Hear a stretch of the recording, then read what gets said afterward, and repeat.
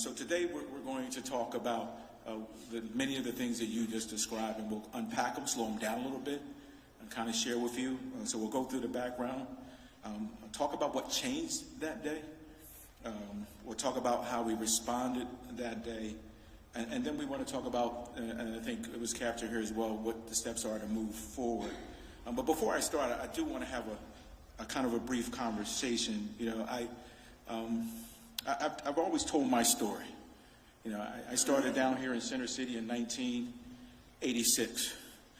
It wasn't a neighborhood then. And so I don't do this revisionist history. You know, I talked about how, when I say that, for me, that conversation never came up. It was, I knew what we did in the community. As a cop, I knew how we treated the community. I'm a young 20-something-year-old kid, and you walk into this space. I know the lack of pronoun uses, the conversations that would be had behind the scenes. So I don't sit here as an individual who sits there. I know the history.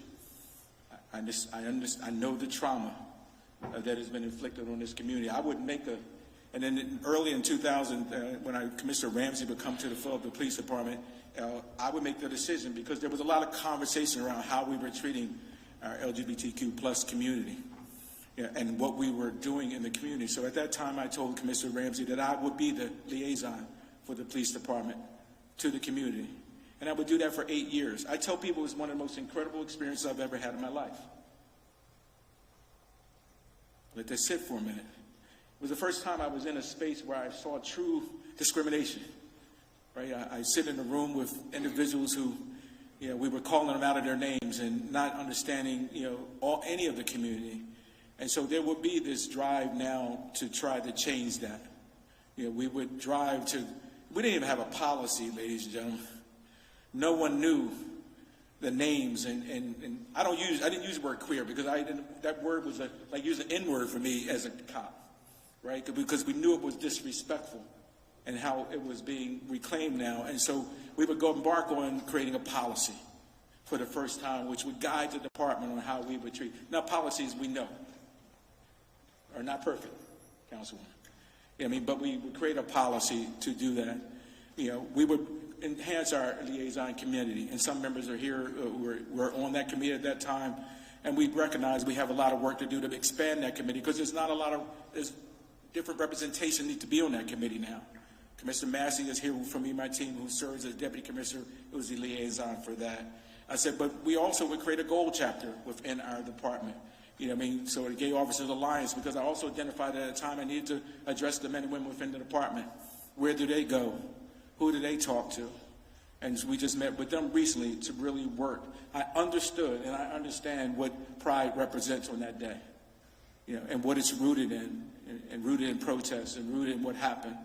And so we know I don't come into this space being defensive or making excuses, but I do come into this space to share you what happened that day.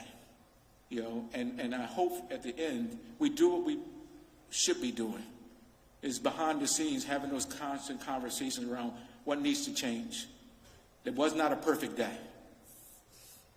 It's often the days after, when we did our after action review, we can look back and talk about the barricades and those things. So let me walk you through what that day was for us.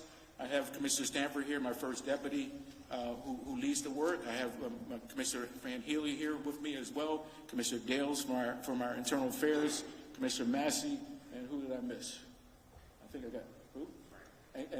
But why are you back there, man? Patrol, Commissioner Cram, come up here and find a chair, because this is your people from Patrol. So they'll join me up here, so we can work and start on the first slide.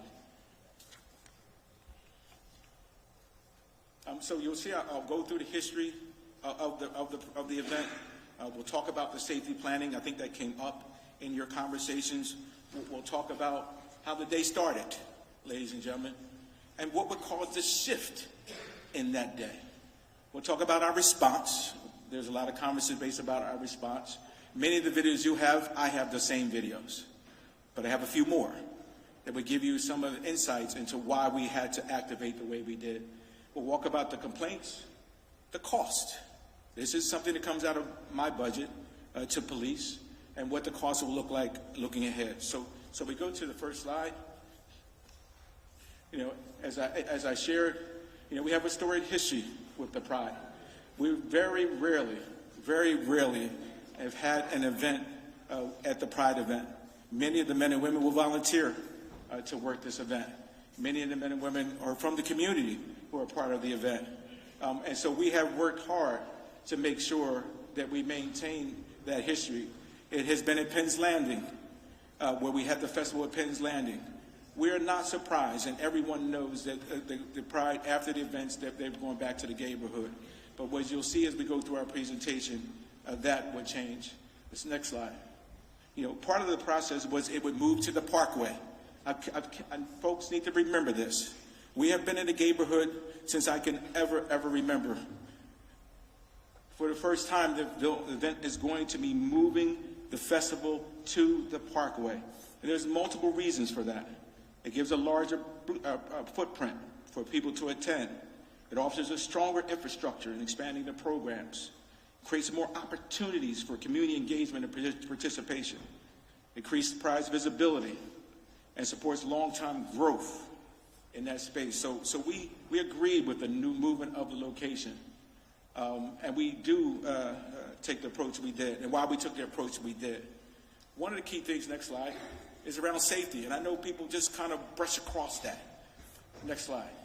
You know, it was part of, in 2016 and in Nice and during Bastille Day in Nice, France, a truck drove through a crowd, killed 86 people doing that. At that part and leading up to that process, the police departments across the nation would shift. We have a problem now, ladies and gentlemen. We have a problem because we know that people can get in a car and drive down the street and kill people. We know we have a number of soft targets that can impact that. And so you'll see that as in many of our deployments on the Parkway, we're using the big trucks, the sanitation vehicles, multiple ton trucks, because it's not just a car coming down, a tractor trailer could come down. We use meridian barriers to be able to block the sidewalks or a car coming. So those things are in the backdrop of when we plan these types of festivities. Next slide. When it specifically comes to Pride, there are specific targets as it becomes to Pride. Individuals have now decided that Pride events are going to be a target of where we're going to go. You just saw recently in Berlin, just in July of last month, a woman was killed and 29 injured. Those are the things that are in our mind when we're planning. So I want people to understand that. Don't brush across that. It is important because we have a duty to make sure that when this event happens, particularly Pride, that we are protecting those who are attending. And we're doing the same thing we do for July 4th and any big event. If you come to a big event on the Parkway, I don't care who you are, we're putting in those levels of protection because we know there's a good chance that someone can defeat that. Next slide. So there is planning that goes into this process. It is relegated to our men and women in the Central Division, and I'll talk about later how we make some adjustments, and Commissioner Stanford is doing that. We did have a complete new leadership in Center City. We acknowledge that. The inspector is new. The two captains are new. So we don't have some of the historical relationships that we customarily have.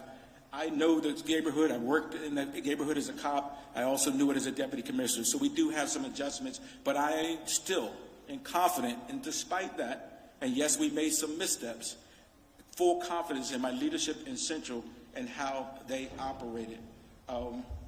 So again, next slide. So this is Pride and the march. We will start in the neighborhood, as you can see. The Pride will proceed north to Market Street, going west on Market Street, around City Hall, down north on 16th Street, and then over and out the Parkway. That is the Pride event. That is where we're moving our men and women into that process. It takes a large number of people and officers to contain that area. Some folks will sit there and say, why do you have so many officers? Because we have to protect the entire blueprint. We can't just rely just solely on someone blocking a vehicle. We're also looking for people and entities, someone coming in there with a satchel All those things are important, and the more officers we have out there, the greater we have of seeing what's going on and being that deterrent. Next slide. This is the blocking setup that goes into the parkway. Those circles, the green ones, and you will see are meridian barriers. The yellows are where we block. So no truck, no car can come into that space. While the Pride event is happening or any event is happening there, we put an insulated barrier around that space. It takes a lot of work to get that done. It is not me. I do not drive sanitation trucks. So we're coordinating and planning with our team to make sure that happens and make sure that happens successfully. You will constantly, anyone who comes down the parkway will see that deployment. The next slide. This is the setup, ladies and gentlemen, in the parkway. This is the festival. I want everyone to take a hard look at what is there. There is event space. There is activation space. There is vendors. There's courtyards. And you'll see some pictures later on. There are security staff in there. There are volunteers in there. There are people. I don't own that event. What we're doing now is protecting that event. And there is obviously the organizers, I saw Terrell come in, they do a great job of setting that up. Next slide. This is last year for Pride in the neighborhood. Very similar setup. I have blocking vehicles on 12th Street, 13th and Walnut Street. I have men and women who are stationed outside of there. There are things for people to do. This is a planned and organized event. This is what was on in the Pride for last year in the neighborhood that has now moved to the parkway. I highlight that, and you'll hear me highlight that again. That's not there, ladies and gentlemen. There is nothing there in the neighborhood at this point. Just want to make sure we're clear, because that has not been distinguished between the two events. We know people are going to come back to there, but coming back to what is the conversation we'll have. Next slide. In the neighborhood, we block the neighborhood because of the same things that I told you before. We don't want people in the streets to be run over by a vehicle. So you will see the same last year. Sanitation trucks are blocking the vehicles so we can keep that area safe. It's similar to what we did at the Pride this year. That is part of the makeup. Oftentimes folks don't see it because we are doing it so often. It gets blended into the process. But our goal is to keep the neighborhood and keep those attending safe. Next slide. So there's the planning timeline. There's 10 scheduled in-person virtual meetings that are held prior to the Pride events and the events that are going to happen on the parkway. Early meetings focus on the relocation of the parkway, planning discussions, logistics, traffic management, control, fencing. Public safety discussions are had about the vehicle ramming threats that I described. And there's numerous additional calls that are occurring with our team, with Giselle's team, and with others, organizers, as we move forward. So let's talk about, next slide, how the day started. Yeah, next slide. The day starts, this is going off extremely well.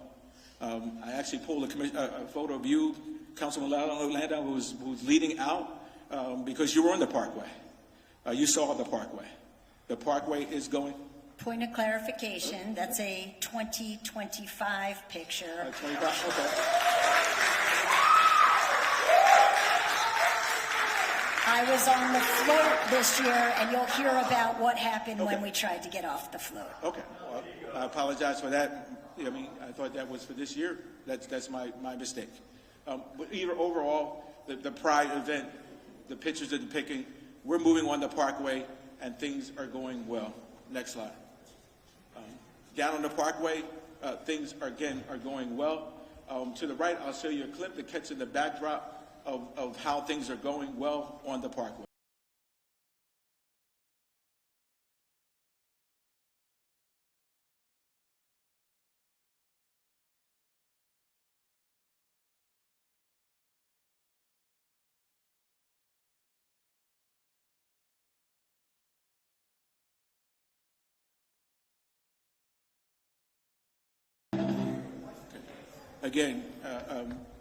Again, just sharing with you, for those who were not there, obviously, again, I apologize to you, Councilwoman, for the photo. That should not have happened. But That the video comes from what's going down the Parkway. I was not there, but all reports and all the reports that are coming to me from the field, things are going great on the Parkway and things are moving through. Folks are having a great time. So again, next slide. As the day is evolving, shift.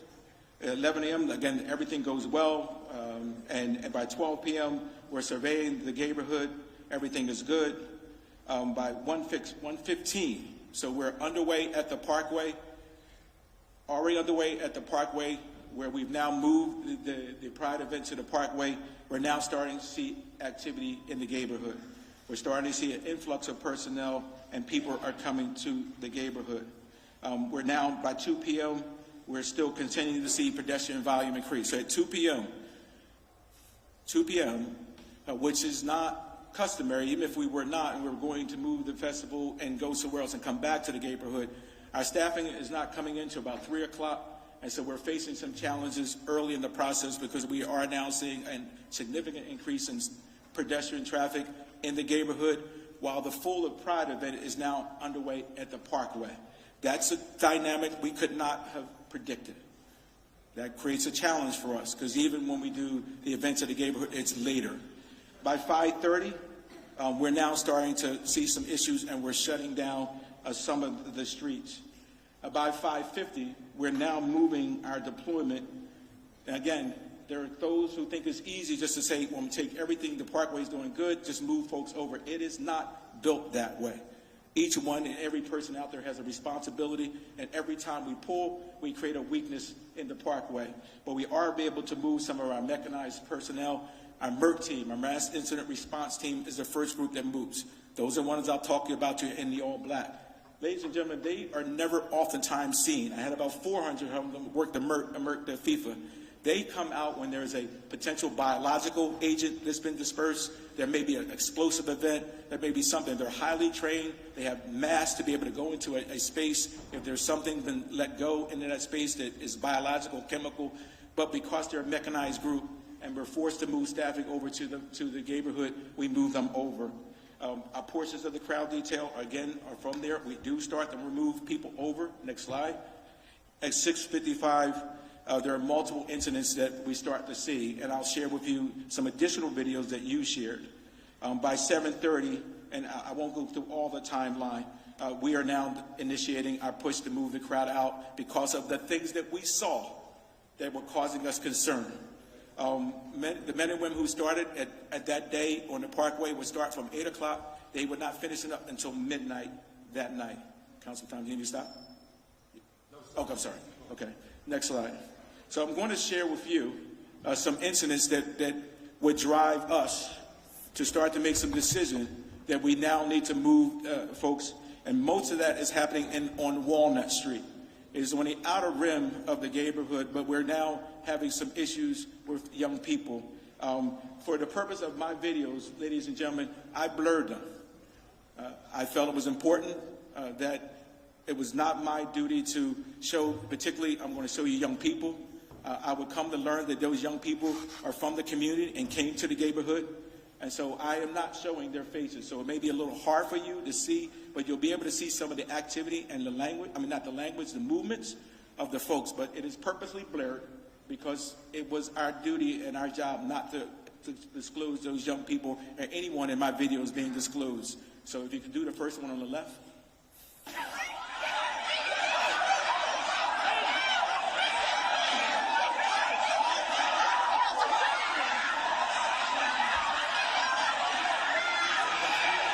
For 1200 block of Walnut.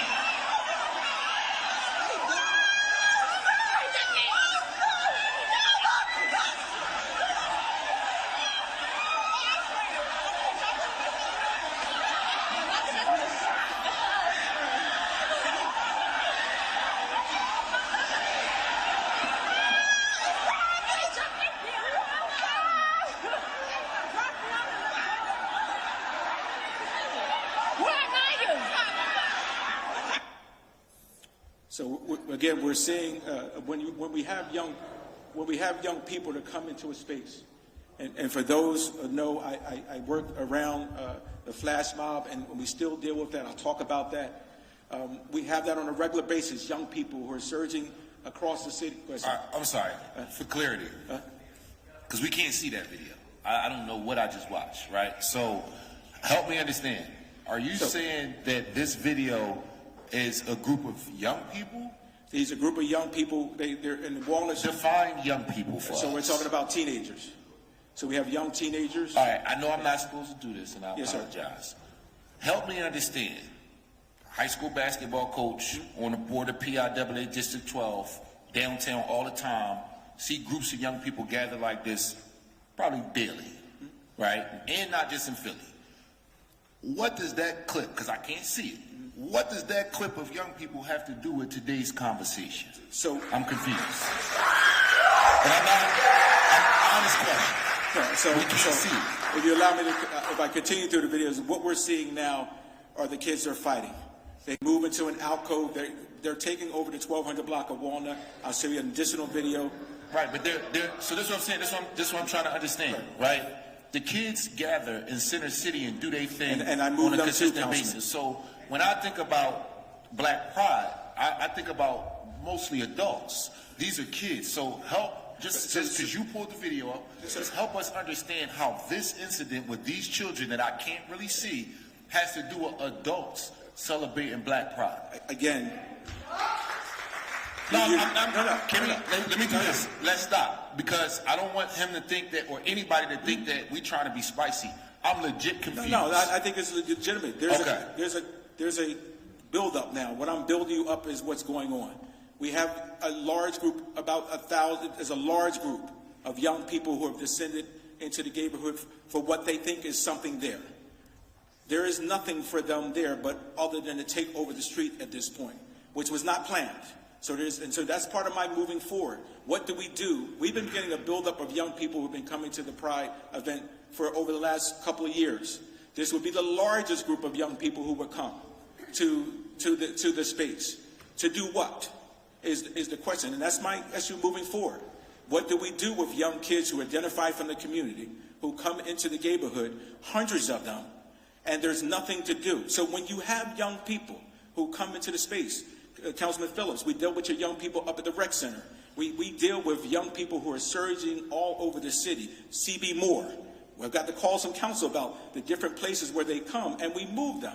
We don't arrest them, and you'll see, and even in this case, we didn't arrest very few. We had one child, a 16-year-old, who was arrested. We come in, and we just move the crowd to break them down. And if you let me go through, you'll see the beginnings. So that's part of a continuum. We're getting additional fight. Now kids are getting jumped by other kids. I have a duty to not allow others to get victimized. I have a duty in the fight to take some action to make sure that someone doesn't get hurt. I stand by and do nothing, and a child gets knocked down, brutalized, and assaulted. I'll be in a different conversation sitting here now as to why you didn't do anything. So we have done this customarily. It's our rhythm.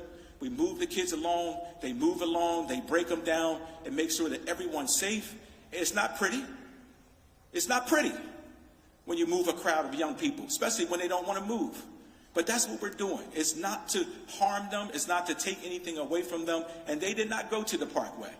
Whether it's because it was $10 to go on the Parkway, whatever that was, the kids did not go to the Parkway. And we have to figure out that. And folks in this room, not me, folks in this room have to figure out what are we going to do with those young people.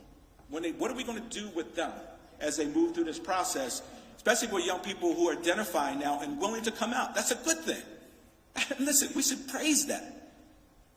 We should praise that. But I need folks who are chirping to help me do that, because I don't know what to do in that situation. But we can talk about that. The next video is the kids, again, building up. I know it's hard for you to see it, but I could not show the videos of young people. But you're seeing kids that are fighting now.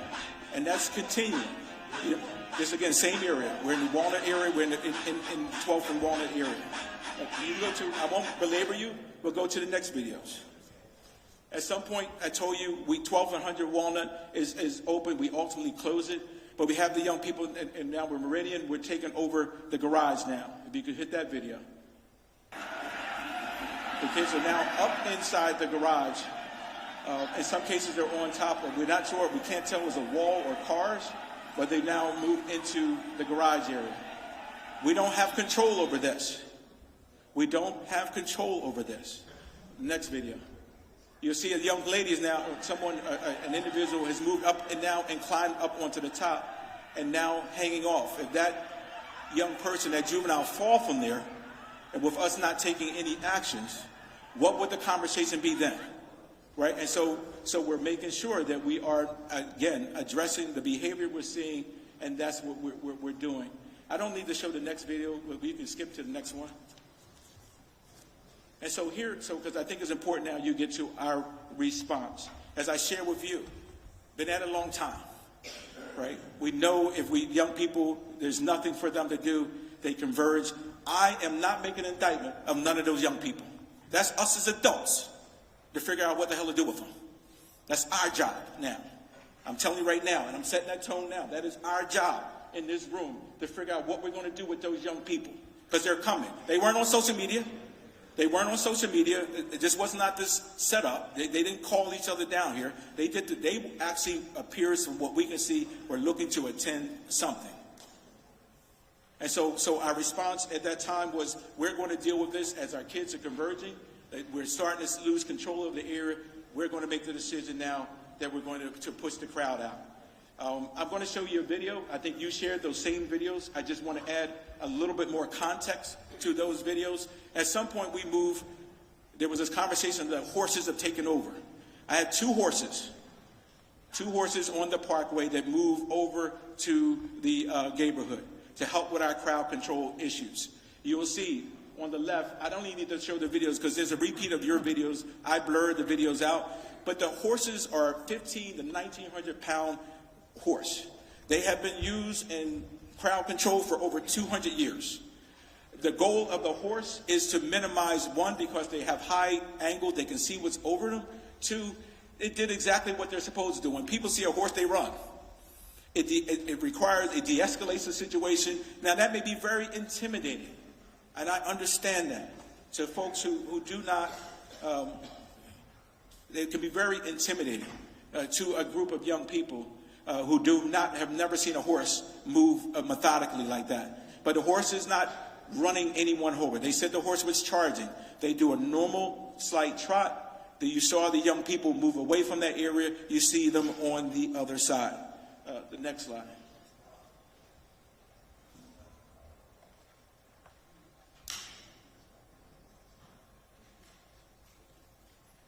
All right, here again, the conversation around our officers moving them out. For the purpose of not repeating, you already saw that video of the officers moving those individuals out. At this point, we've moved our motorbikes over into the space. We've moved our MERT team over into the space. We have 2 academy classes down there. We have young officers that are down there. And so we use our motorbikes, who oftentimes are out in the field doing ATV details, who are doing chasing ATVs, etc. But because they're a mechanized component, we need to move more mechanized groups over there to start to move folks out. Is it pretty when we put the bikes up on the sidewalk? No. Are we looking and examining that? Yes. And customarily, we would like to use our bikes, just our plain bikes, to be able to press those. We have about 30 bikes. We don't have enough staffing to do that, so the motorbikes are a component that we use. But if you look at the video, most of the individuals, when they saw the bikes, turn around and just walk away. We do encounter some people, some minor resistance, and that's customary, whether we're on bikes, whether on horses, whatever we are. But those mechanized group just turning on the sirens. But if you look at the videos, you'll see most of the folks just turned around, said, we're going to move, and they were compliant. Should we have broken out the barricades? Yes. Right, we sit there as part of our process, but part of when we do that, we move people out in the street. I go back to the question we had before. Once they get in the street, I have to find a way to put the bollards up and to be able to block them. So there is this thing, even if I put them out into the street and I let them go out into the street, the question I will keep coming back to all of you in this room was to do what? We have some bars on 13th Street. I think there's a DJ, Mike Weiss has something set up at 13th and Locust. But other than that, there's no events, there's no porta potties, there's nothing here to do. So even if we take away the barricades, and we will accept that the barricades created this thing, this kettling that people talk about. And after action review, we realized that we should have made a different decision. And so we accept that as part of the process. We admit that. But we also recognize in that process, even if we did, we would have had hundreds of people standing in the street. I cannot stop a car coming down the street that may do something to those individuals. And I don't know what we would have done other than drinking. And what else? Where are the events? Where are the things that make people feel the part of the pride that they normally, because what happens is people are coming to a pride event and in the neighborhood thinking it's the same event they had last year, not realizing, and so messaging has to be a part of that. Has to be a big part of that. You're coming to an event and you're looking like this is not, even some of my cops came up and said, well, they didn't even understand it. So next slide. There's some conversations around some of the activity. You showed a video of my officer tasing, and there was conversation about all individuals being tased. No one was tased. However, what we did have as part of our policy is the officer is able to arc, to create that electric sound as a deterrent and a de-escalation tool to move crowds. You'll see the sergeant you'll see the officer doing that. We have removed that as part of our policy, and we are going to a new taser, a Taser 10, that does not allow the arcing. Even the manufacturer realized that arcing can give people a sense. So I fully understand why people felt the tasing was happening. The officer was moving around, as you saw. You already saw the video. I'll need to show it again. But she is arcing it to move the crowd, and you see the crowd is moving. It is not pretty, but they're given that authority. So she's working under the authority of me as the commissioner in policy. And me as the commissioner will change policy to recognize that can be harmful. And so we have changed the policy, but also moving to something to not allow that to happen. Next slide. As it relates to arrests, I just want to clarify. Our job was not to harm those kids. Everybody knows my work. I don't put young people, juveniles, young people, in a space where I want to arrest them. So despite all of the issues we have with many of our juveniles, I arrest very, very few of them. Very few of them. And the men and women in the department know that. In this case, we arrested 2 young juveniles. One for disorderly conduct at 11th and Market at 9:30 at night. The other one, we have a carjacking that happens around the corner. In the process of doing the move, there's a carjacking that occurs around the corner outside of a bar. Individuals' cars taken and 2 individuals, an adult and a juvenile, are involved. They turn into the traffic where we're on Walnut Street, and so we make an arrest. Those are only 2 juveniles out of all of this that occurred. So despite the conversation that we were in there, arresting and doing that, we did not. We would make arrests all the way, and you can show the slide. Many of the slides, you'll see the upper part, the top part is in the neighborhood area, but we would make arrests all the way down onto Walnut Street.